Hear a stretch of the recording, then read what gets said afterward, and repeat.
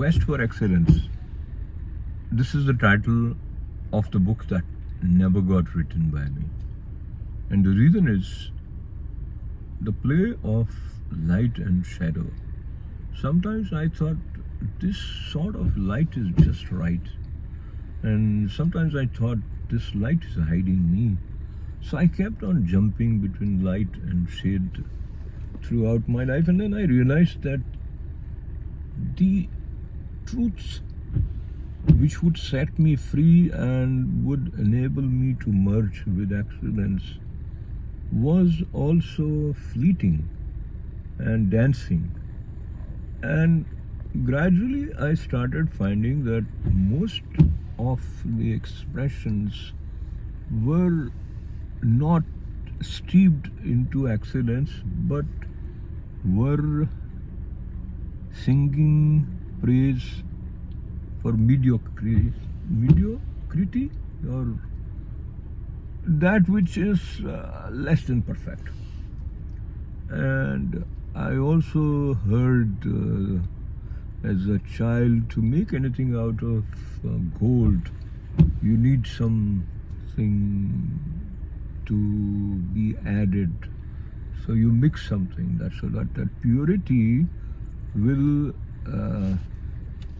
be a sort of a hindrance in giving it the kind of shape of the ornament that you want. And that I get partly, I mean, you can't expect perfection, so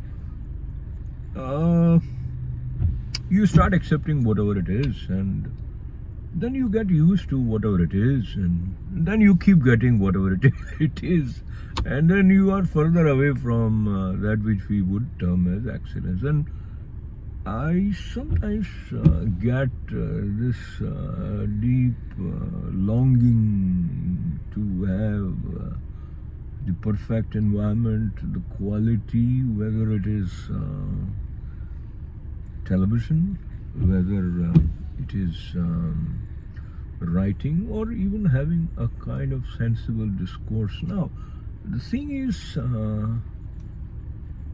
the word infinite is applicable in the way we perceive things, and the way I consider something to be perfect may not be perfect in somebody else's mind. And then there are combinations of n factors. So you could be good at A thing and you may not be good at B thing, but B thing is needed to support A thing to create a complete whole. And I'm talking about resources here.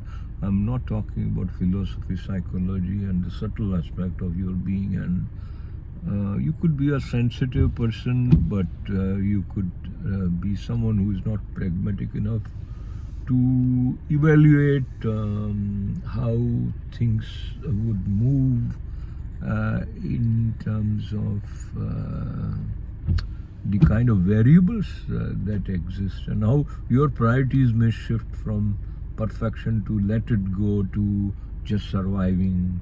So now I will conclude by saying that when you get yourself in the mold of survival type of mindset, then you have already said, given not very positive signal to your quest for excellence.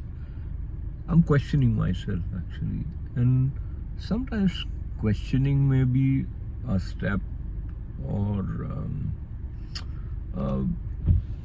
movement, even if it is an inch towards excellence. But let me just backtrack slightly here. And things keep changing the way they are coming to you, whether psychologically or scientifically also. So when I grew up, I read at few places, and I got the impression that if you define your problem, then you have solved half of it. Now I became very good at defining problem, so I kept on defining problem, and that led me to a sort of a circle, like that ox around a well, just going round and round. So, and later on I started reading a lot of material and listening to a lot of speakers who said that where your attention goes, your energy flows. So while I was defining my problem, my energy was going towards the problem. But how? I mean, people manage to do. So let me acknowledge the success of people who have accomplished, who are doing good in life, and who are offering the best that they can to the world. And I think our innate human experience of learning and expressing boils down somewhere to this pure point of self-expression, where you could offer the best that you could at a given point of time in the given set of circumstances.